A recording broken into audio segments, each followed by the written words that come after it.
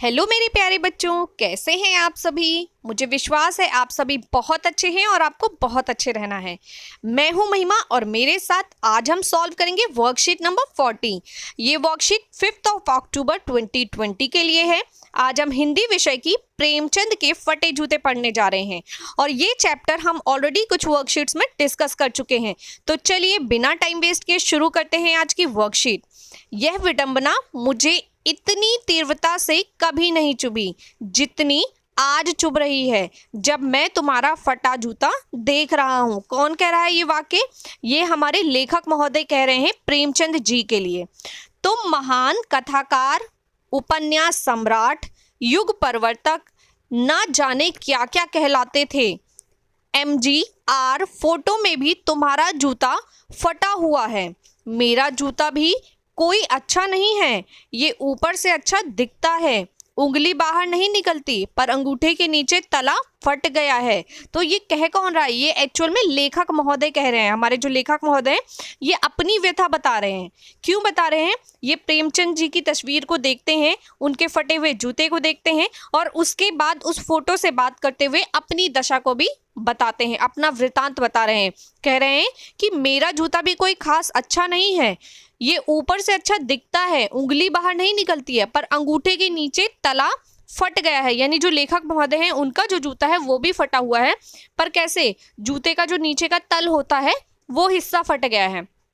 अंगूठा जमीन से घिसता है और पैनी मिट्टी पर कभी रगड़ खाकर लहूलुहान भी हो जाता है। मतलब उनके अंगूठे के जस्ट नीचे वाला जो पार्ट है जूते का वो फट गया है, यानी कि वहाँ छेद हो गया है। तो अंगूठा जो है वो जमीन पर उनका बार बार टच होता है।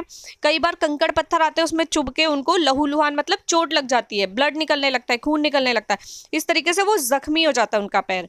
पूरा तला गिर जाएगा, पूरा पंजा छिल जाएगा, मगर उंगली बाहर नहीं दिखेगी। उन्होंने कहा कि नीचे से जूता फटा हुआ है तो पूरा पैर छिल जाएगा, क्योंकि जब आप नंगे पैर चलोगे तो आपके पैर छिल जाएंगे। तो उनका जूता ऊपर से तो अच्छा लग रहा है पर नीचे से फटा हुआ है, इसलिए उन्होंने कहा कि पूरा पंजा छिल जाएगा मगर उंगली बाहर नहीं निकलेगी, क्योंकि ऊपर से तो जूता अच्छा लगेगा, नीचे से फटा हुआ है वो किसी को नजर नहीं आएगा। तुम्हारी उंगली दिखती है पर पांव सुरक्षित है। उन्होंने कहा तुम्हारा जूता ऊपर से फटा हुआ है इसलिए उंगली नजर आती है, पर पांव सुरक्षित है क्योंकि नीचे से तला जो है वो मजबूत है। तो उन्होंने कहा तुम्हारा जो पैर है वो सुरक्षित है अभी तक। मेरी उंगली ढकी है पर पंजा नीचे से घिस रहा है। उन्होंने कहा उंगली तो ढकी है लेकिन जो पंजा है वो नीचे से क्या हो रहा है? घिस रहा है। तुम पर्दे के महत्व तो नहीं जानते पर हम पर्दे पर कुर्बान हो रहे हैं। उन्होंने कहा तुम पर्दे के महत्व को नहीं जानते। पर्दे का महत्व, यहाँ पर्दे की किसकी बात हो रही है? वो जूते में जो दिखावापन है कि मतलब तुम्हारा जूता जो है ऊपर से फटा है तो नजर आ रहा है सबको, ठीक है, पर मेरा जूता जो है वो फटा हुआ है, किसी को नजर नहीं आ रहा है। पर नजर ना आने की वजह से मैं उसकी जो समस्या है, उससे जो दर्द तकलीफ हो रही है, जो पैर जख्मी हो रहा है, वो सिर्फ मैं झेल रहा हूँ, कोई नहीं देख रहा है। तो इसलिए दुनिया की नज़र में जूता तो बहुत अच्छा है पर वो बहुत तकलीफ दे रहा है। इसलिए वो कह रहे हैं कि तुम पर्दे के महत्व को नहीं जानते पर हम पर्दे पर कुर्बान हो रहे हैं। फटा जूता, तुम फटा जूता बड़े ठाट से पहने हो, मैं ऐसे नहीं पहन सकता। उन्होंने कहा तुमने ऐसे ठाट से मतलब मजे से पहन रखा है उसको, पर मैं तुम्हारी तरह नहीं पहन सकता। क्योंकि लेखक महोदय अपनी समस्या बता रहे हैं कि वो जिस वातावरण में रह रहे हैं वो दिखावे की दुनिया है और वहाँ पे दिखावा करना भी आवश्यक है, इसलिए वो फटे जूते को नहीं दिखा सकते, ठीक है। तो इसलिए वो अपनी समस्या को बता रहे हैं कि मैं ऐसे नहीं पहन सकता। फोटो तो जिंदगी भर इस तरह नहीं खिंचाऊं, चाहे कोई जीवनी बिना फोटो के छाप दे। उन्होंने कहा मैं फोटो ऐसे तो नहीं खिंचवाऊंगा, चाहे मेरी जीवनी जो जब किसी भी लेखक की जीवनी लिखी जाती है तो साथ में उनकी फोटो लगाते हैं ना, तो उन्होंने कहा चाहे मेरी जीवनी बिना फोटो के कोई छाप दे, लेकिन मैं ऐसी फोटो नहीं खिंचवाऊंगा जिसमें जूते फटे हों। तुम्हारी ये व्यंग मुस्कान मेरे हौसले पस्त कर देती है। उन्होंने कहा तुम्हारी ये व्यंग मुस्कान, व्यंग मतलब होता है किसी आप कह सकते हो विपरीत परिस्थितियों में बिहेव करना, जैसे कि बहुत ज़्यादा दुख या संकट होता है तो इंसान परेशान होता है, और दुख या संकट एक विपरीत परिस्थिति है, और उस परिस्थिति में मुस्कुराना या खुश होना तो क्या हो गया, ये व्यंग कसने वाली बात हो गई।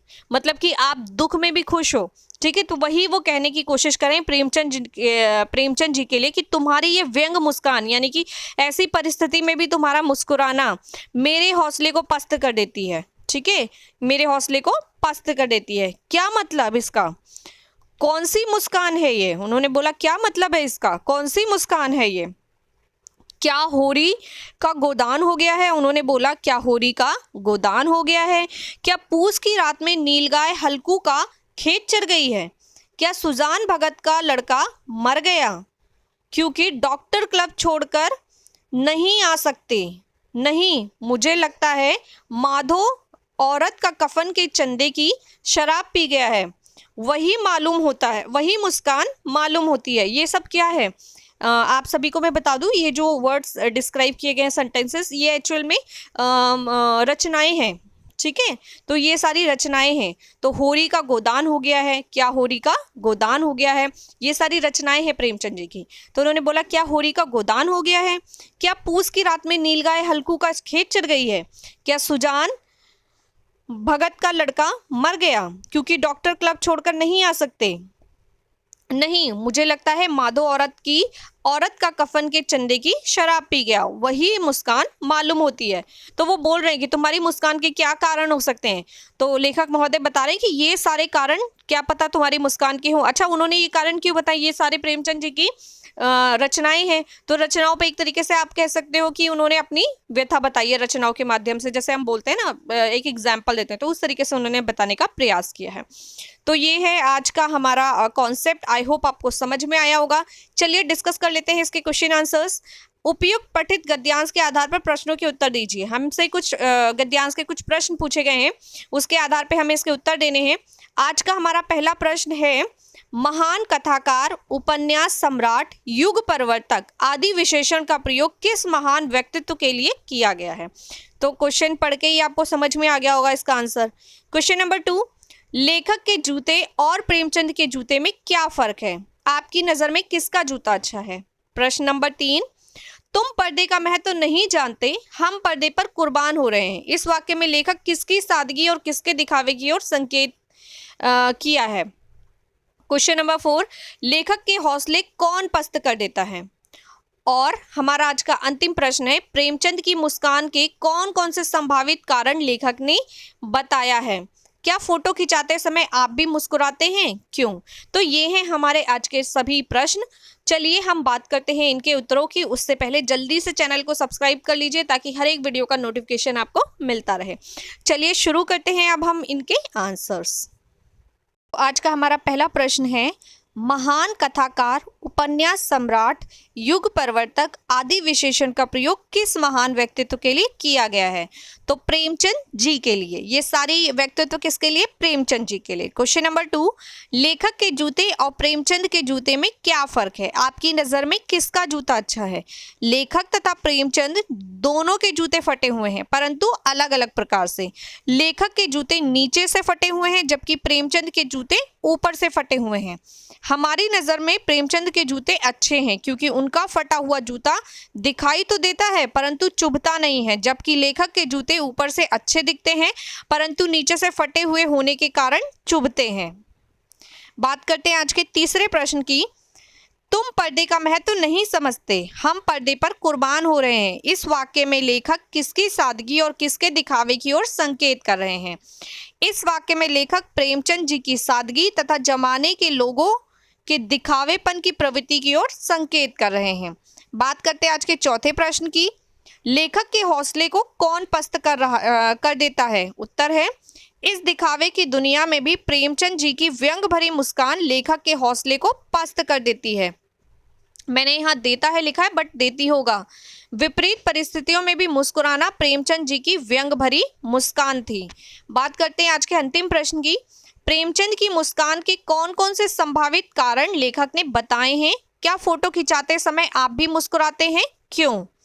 तो इसका आंसर है, लेखक को प्रेमचंद जी की व्यंग भरी मुस्कान के निम्न कारण लगते हैं, जैसे या तो वर्ड जो है वो सारे 1 to 4 पॉइंट्स में ऐड होगा, इसलिए या तो लिखा हुआ है।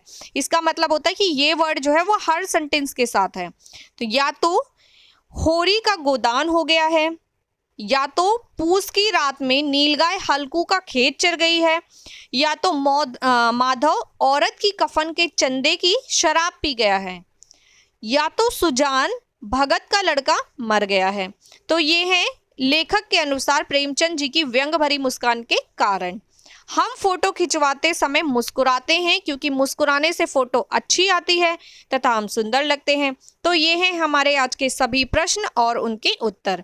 अगर आपको वीडियो पसंद आती है तो जल्दी से वीडियो को लाइक करना है, अपने दोस्तों के साथ शेयर करना है और चैनल को सब्सक्राइब करना है ताकि हर एक वीडियो का नोटिफिकेशन आपको मिलता रहे। और चैनल को सब्सक्राइब ज़रूर करना है क्योंकि ये आपके बेनिफिट के लिए भी है और आपको फ्यूचर में कोई प्रॉब्लम ना हो वीडियो ढूंढने में, उसके लिए भी है। तो मैं हूँ महिमा और आपसे लेती हूँ विदा। फिर मिलूंगी जल्द ही अगली वीडियो में। तब तक सभी बच्चे अपने स्वास्थ्य का पूरी तरीके से ध्यान रखें और अपने परिवार का भी ध्यान रखें। आपकी सलामती हमारे लिए अति महत्वपूर्ण है। चलिए बच्चों, बाय बाय, टेक केयर।